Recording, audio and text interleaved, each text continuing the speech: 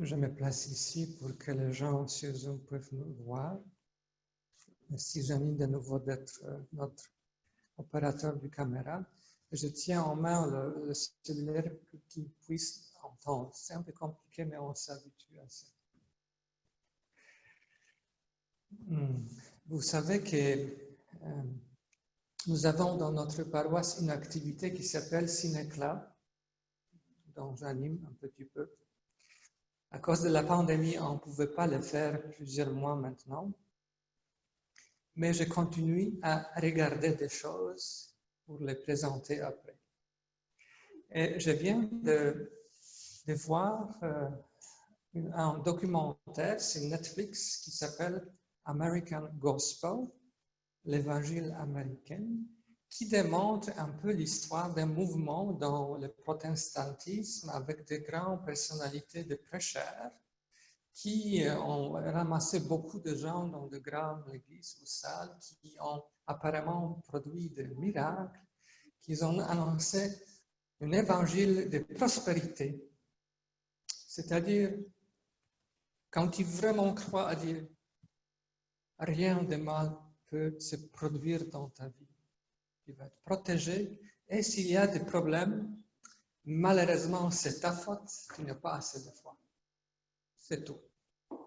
Mais Dieu veut toujours qu'on a beaucoup d'argent, et ils ont beaucoup d'argent, beaucoup, ces personnes qui prêchent, qu'on a toujours santé et qu'il n'y a pas de problème dans la vie de la famille.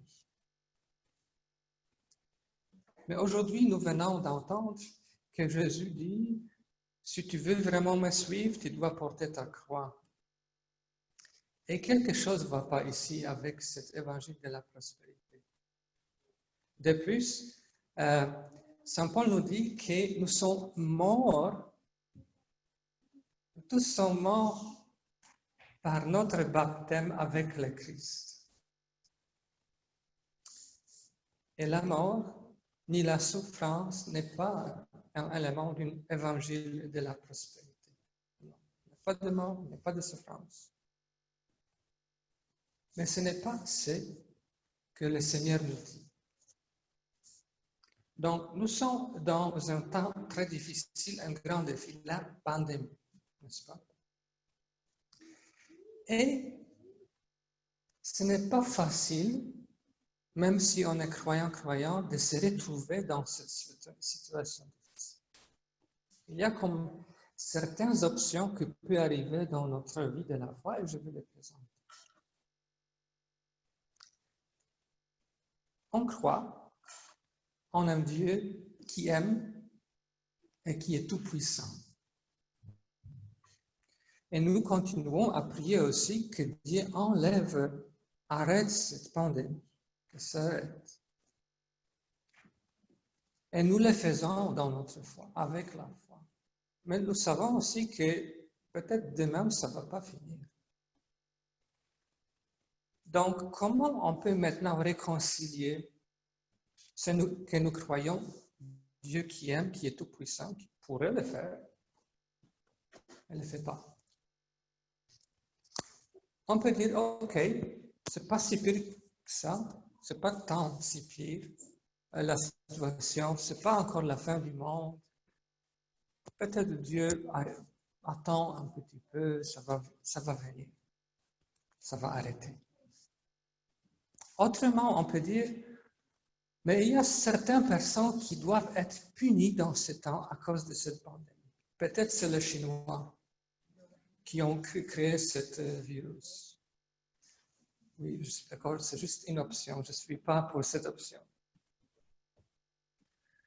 C'est la première option. Deuxième option, c'est qu'on peut dire, si Dieu est tout-puissant, il nous aime, peut-être ce n'est pas vrai. Donc, j'arrête à croire que Dieu est tout-puissant. Peut-être il nous aime, mais il n'a pas le pouvoir d'arrêter la pandémie. On ne peut pas attendre ça. Ou bien on peut commencer à croire, peut-être Dieu est tout-puissant, mais il ne nous aime pas. Parce que pourquoi pas arrêter la pandémie? Ou bien on peut arrêter à croire complètement. Je ne veux pas croire si Dieu ne change pas la situation, je ne m'intéresse plus avec ce Dieu.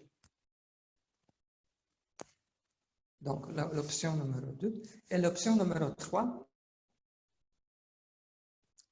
on peut toujours croire que Dieu nous aime, qu'il est tout-puissant, et on peut se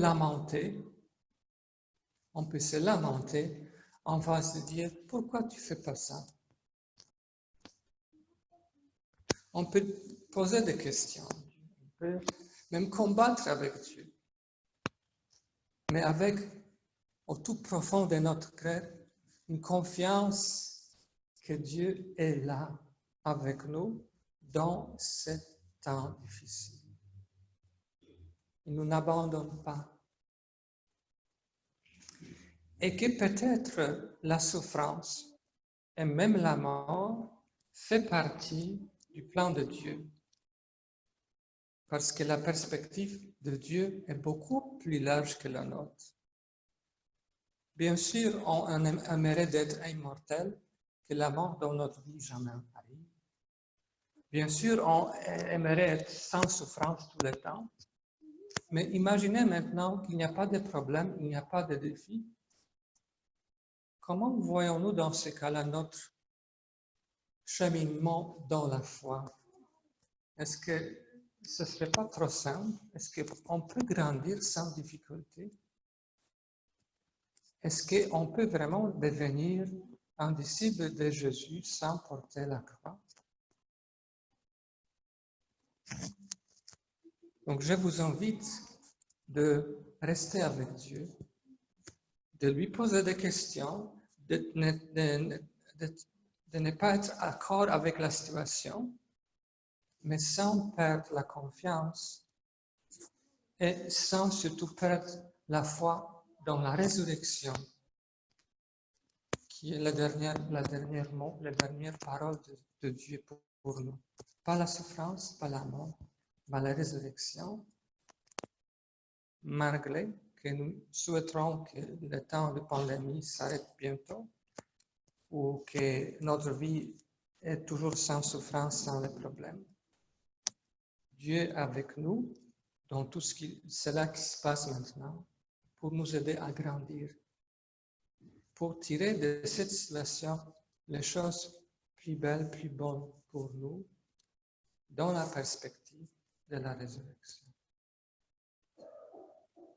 Amen.